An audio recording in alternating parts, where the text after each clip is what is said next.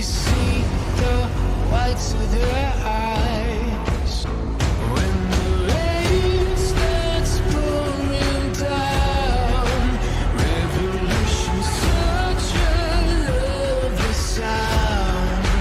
I can see the sharks are closing in, and there's blood in the water now. So what you fighting for? This is where we draw the line. This is where we draw the line. Let me hear your battle cry. Let me hear your battle cry.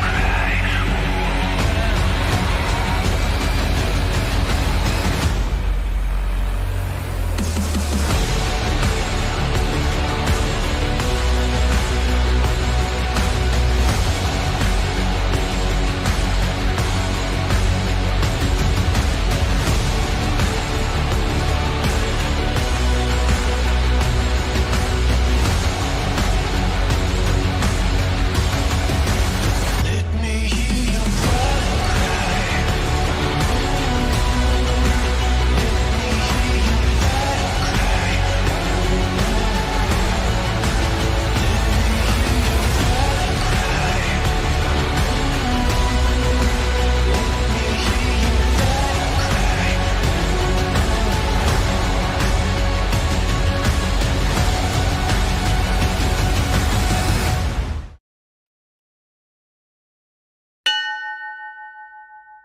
Oh, hi everyone, and welcome into Behind the Helm. If you want to watch this show live, tune in every Thursday at 4 p.m. Eastern Standard Time on Facebook, YouTube, or Twitch. Make sure to leave a comment down below, and we'll respond live. As always, find it, like it, share it, follow it. But if you want to watch the show after the fact, head on over to YouTube or on Facebook, where the shows are cataloged, and you can see all the comments and notes and still watch the show and any bonus content. If you just want to listen to the show, head on over to Spotify, Apple Podcast, Audible, wherever you can find a podcast, and just search up Behind the Helm. Enjoy the show. Episode number 7. That's right, ladies and gentlemen. We are in Season 2, Episode number 7. It's good to be back. It's live. We are live here today, January 25th. Not pre-recorded. However, I do want to say thank you to Petty Officer Levesque for taking the time, and we were able to get together so that he could come back on the show before his deployment. Little shout out to him, as he is out on deployment. He may not hear this until later, but we got a care package coming for you, my good sir. So hopefully you will enjoy that. So yeah, we weren't on last week. It was 2 weeks ago, and we're going to talk about that a little bit today.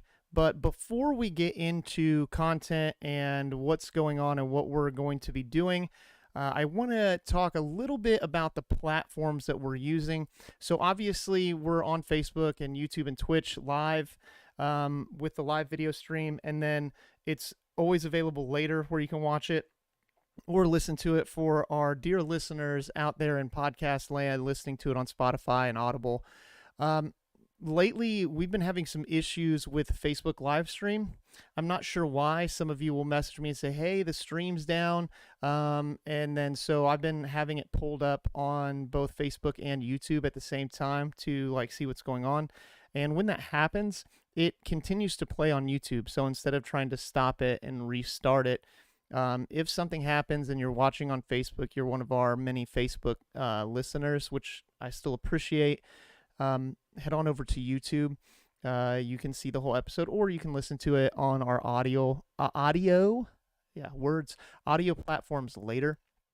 I'm not sure why, but it's easy for us to put out more information on Facebook, obviously, than just videos, so we can write what's going on.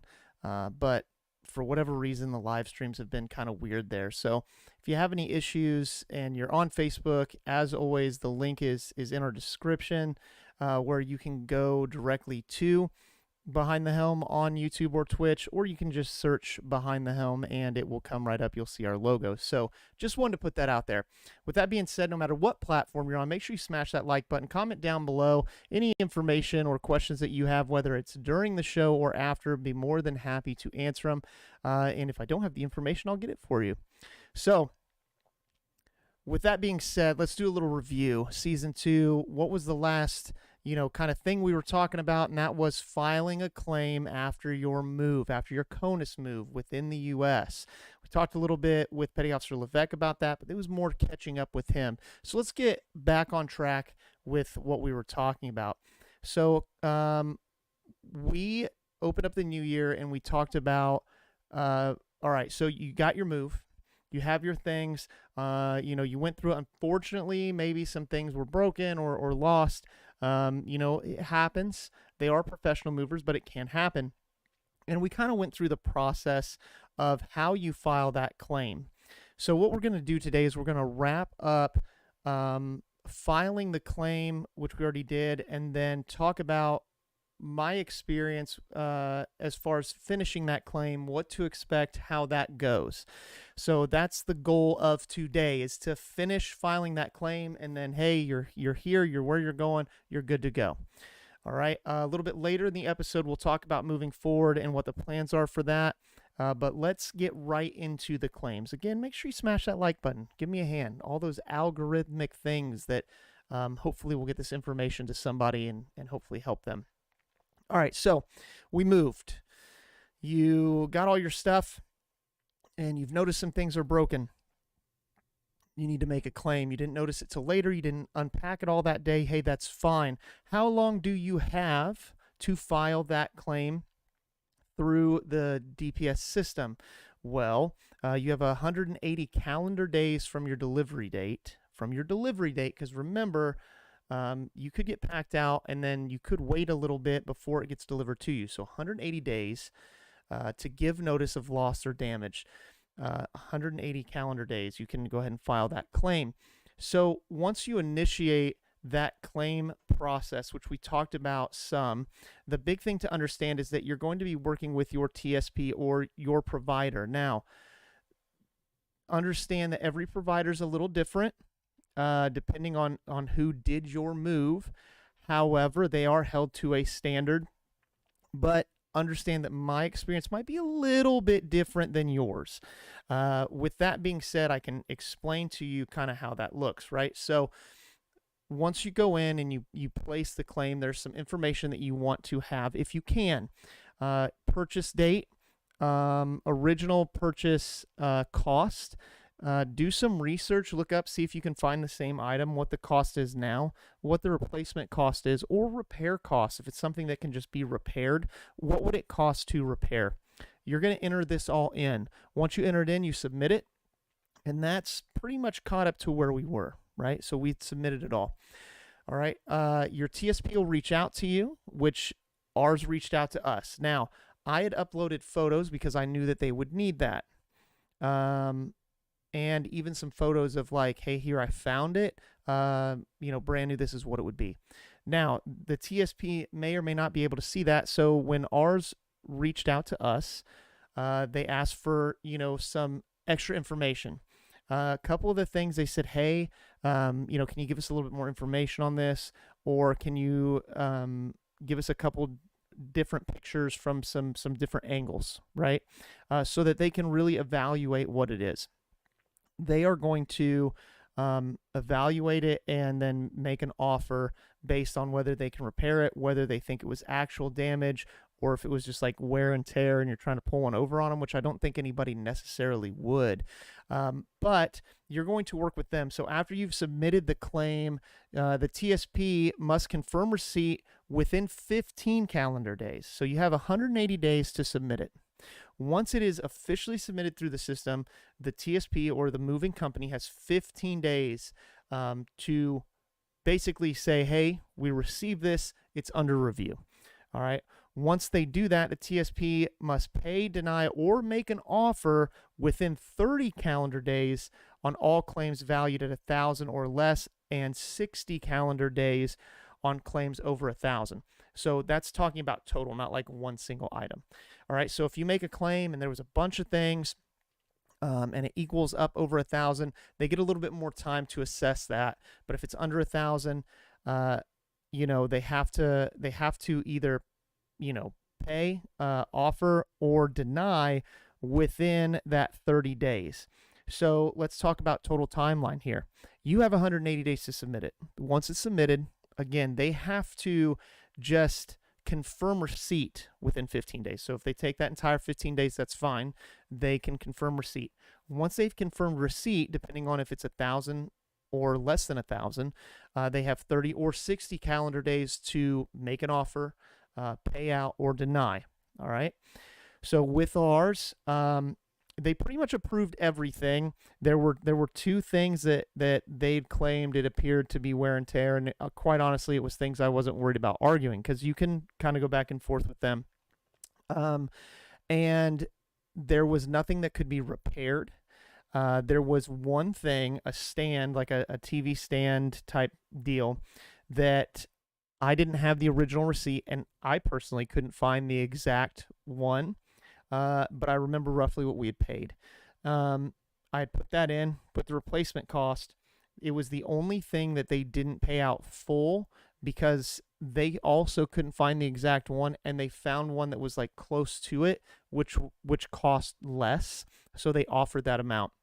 I'm not going to hold that against them, because I couldn't find it either. So once they make that offer, you have to go in on each item, and you have to basically accept their offer for the whole thing. So what that's called is finalizing your settlement. Okay. So once you finalize, you can move forward from there. So again, you're here on episode 7. We're talking about finalizing the claim process. It's Thursday. It's January 25th. Make sure you smash that like button. So finalizing the settlement or transfer to military claims office. You actually have two options here. So let's say the TSP provides you with an itemized listing of their offer, and maybe you decide you don't accept it. It's just out in left field, no way. If you're using DPS, you must submit your final offer of acceptance into the system. You have, after they do that, you have excuse me, I was going to misspeak.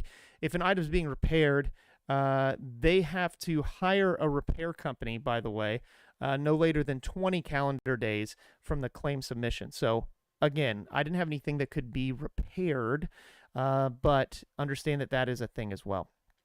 If something happens that you absolutely do not accept their claim, you can put it in through DPS. Now, what I will tell you is, it's kind of your last chance there, and there's no guarantee that they'll pay it out either.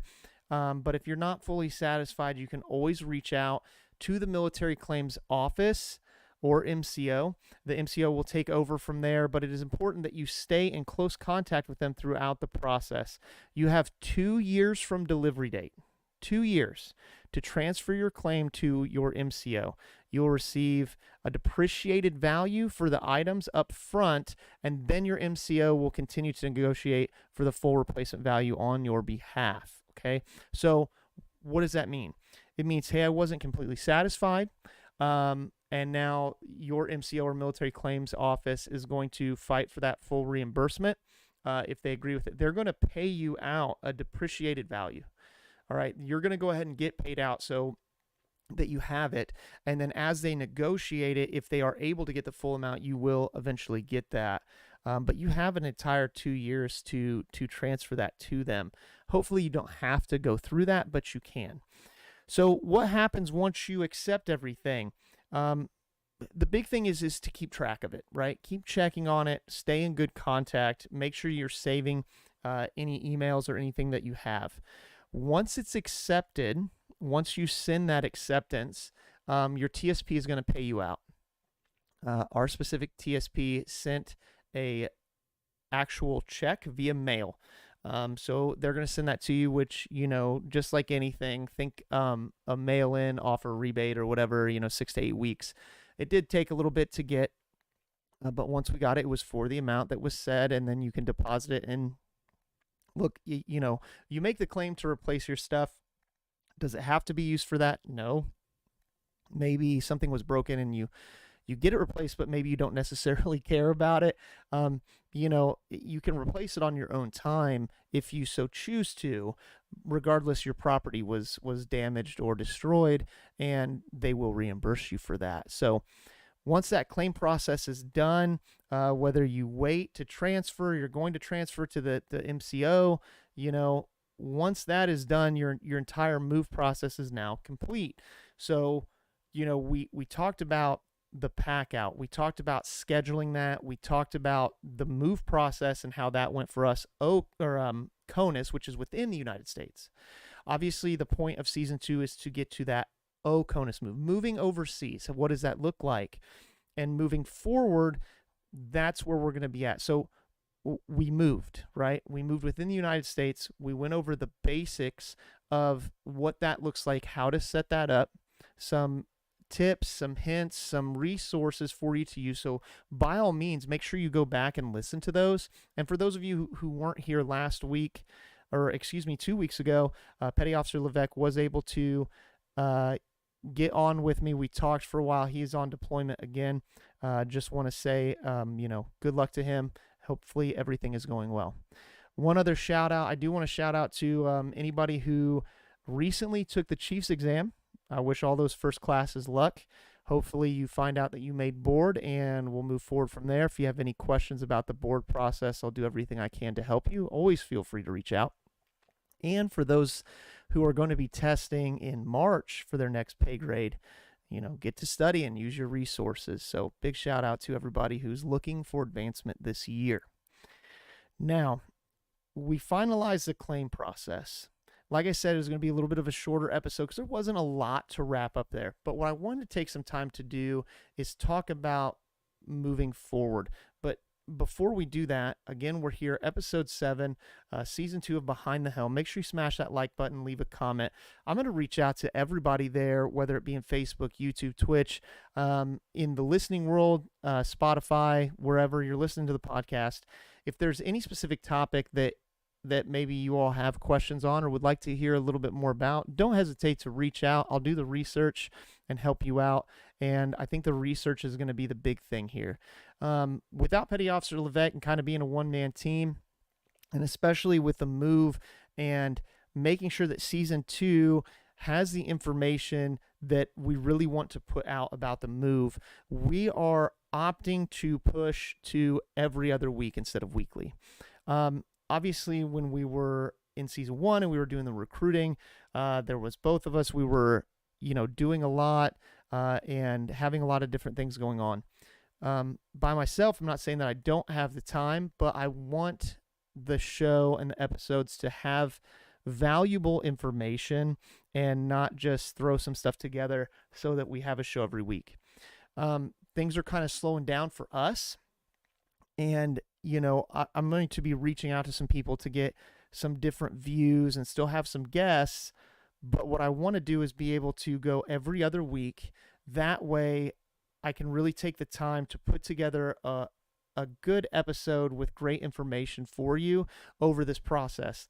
Plus, with things slowing down, until we really get the quote unquote like official orders, which we've talked about orders before, where we can really start that process of moving forward towards an OCONUS move.